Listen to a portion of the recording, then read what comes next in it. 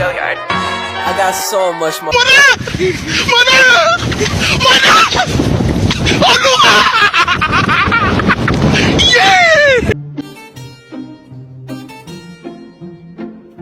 Eh?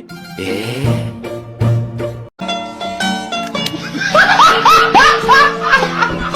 Are you ready, kids? Aye, aye, Captain! I can't hear you. Aye, aye, Captain! Oh! 어쩜 이렇게 시간이 안 가는지 정말 버스 안에서 going 이불 속에서 going은 언제나 너에게 going Assalamualaikum warahmatullahi wabarakatuh. Nama saya Lika Sofania dari 10 Dekat 1. Di sini saya akan menjelaskan tentang sejarah atau latar belakang tentang alat musik angklung. Sejarah atau latar belakang alat musik angklung. Angklung adalah alat musik yang berasal dari daerah Jawa Barat.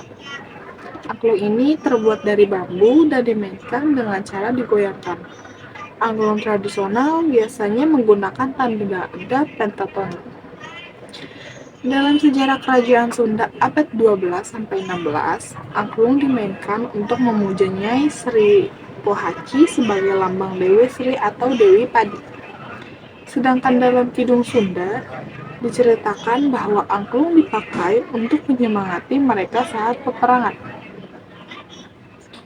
Dr. Groneman mengatakan, angklung sudah ada di Nusantara sebelum zaman Hindu. Alat ini diciptakan menyerupai alat musik calung dengan bambu yang berbeda ukuran sesuai tinggi rendahnya nada. Versi lain mengatakan, angklung ditemukan pada abad ke-7 di wilayah Jawa Barat oleh seorang petani yang sedang main di kebunnya. Ketika mendengar bambu bergerak karena tiupan angin, si petani mencoba untuk menciptakan suara serupa dengan bambu yang berbeda ukuran. Angklung pun mulai dikenal pada abad 19 lewat tangan seorang seniman. Ia menggunakan alat musik ini untuk pertunjukan teater dan wayang. Seiring berjalannya waktu, angklung akhirnya dikenal oleh dunia sebagai kelompok seniman Indonesia yang dipimpin oleh Daeng Soetigna membawa angklung ke luar negeri dan tampil di Paris pada tahun 1938. Pada saat itu, Indonesia masih dijajah oleh Belanda. Alat musik angklung menggunakan sumber bunyi idiopon karena sumber bunyinya berasal dari badan alat musik itu sendiri. Jenis-jenis angklung. Ada 4 jenis angklung, mulai dari angklung dogdog lojor, angklung kaneks, angklung gubrak, dan angklung padaeng. Pertama, angklung dogdog lojor. Angklung ini dapat ditemukan di sekitar Gunung Halimun, daerah Jawa Barat, yang digunakan oleh masyarakat Kesepuhan Pancer atau Kesatuan Adat Banten Kidul. Mereka menggunakan angklung untuk menggiringi ritual bercocok tanam pada tradisi dogdog lojor. Semenjak agama Islam masuk ke wilayah tersebut, kesenian dogdog lojor juga digunakan untuk mengiringi perkawinan dan khitanan.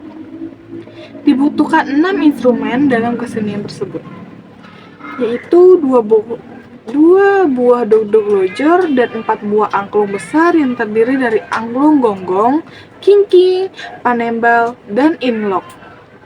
2. Angklung kaneks. Angklung kaneks bisa ditemukan di daerah Banten. Alat musik ini dimainkan oleh masyarakat kaneks Baduy untuk mengiringi ritus bercocok tanam. Meskipun angklung yang mereka miliki kuno, namun masyarakat Baduy tetap melestarikan saat menanam padi di ladang seperti yang dicontohkan oleh para leluhur. Sayangnya, tidak semua orang Baduy bisa membuat angklung. Hanya mereka yang menjadi keturunan pembuat angklung yang berhak menciptakan alat musik tersebut. 3. Angklung gubrak. Namanya memang unik, seperti karakter suara jatuh sesuatu. Angklung yang satu ini dapat ditemukan di Kampung Cipining, Cigudeg, Bogor. Angklung gubrak sendiri sudah berusia cukup tua. Ia digunakan untuk menghormati Dewi Padi dalam kegiatan melak pare atau menempatkannya ke lubang. 4. Angklung padaeng. Angklung padaeng dipopulerkan oleh Bapak Angklung Diatonis Kromatis, Daeng Soetigna, pada tahun 1938. Angklung ini merupakan bentuk inovasi yang dilakukan oleh Daeng dengan menggunakan komponen dasar teori musik dunia barat. Secara khusus, angklung pada Daeng dibagi menjadi dua kelompok, yaitu angklung melodi dan angklung accompaniment. Setelah inovasi tersebut, muncullah angklung-angklung lainnya yang terus berkembang seperti angklung sarinande, arumba, angklung towel, dan angklung sri murni. Beberapa penjelasan bagian-bagian dan fungsi-fungsi pada alat musik angklung. Alat musik angklung ada bagian jejer atau tihang, tabung dasar, palang gantung, tabung besar atau hiding, tabung kecil, anak, dan yang terakhir tabung suara. Mereka semua ada fungsinya. Jejer atau tihang yang digunakan untuk menyambungkan palang gantung agar kuat menggantung atau menyangga tabung suara. Tabung dasar berfungsi sebagai kerangka angklung untuk memperkuat kerangka angklung lainnya. Palang gantung berfungsi sebagai penyangga atau penggantung tabung sorai dengan tingkat tinggi, menyesuaikan tinggi dan lebarnya tabung suara. Tabung besar atau hiding berfungsi sebagai tabung bernada dan sebagai resonator atau lowong. Tabung kecil atau anak bisa disebut juga penghasil nada atau suara pada angklung.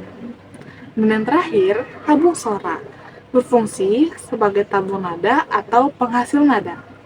Betapa luar biasanya alat musik angklung, salah satu alat musik asli Indonesia sebagai salah satu warisan budaya Indonesia. Angklung berkembang dari sekedar alat musik tradisional yang tidak banyak orang tahu, menjadi alat musik tradisional yang paling terkenal dari Indonesia. Itu saja penjelasan alat musik angklung dari saya. Lebihnya mohon maaf. Wassalamualaikum warahmatullahi wabarakatuh. Océane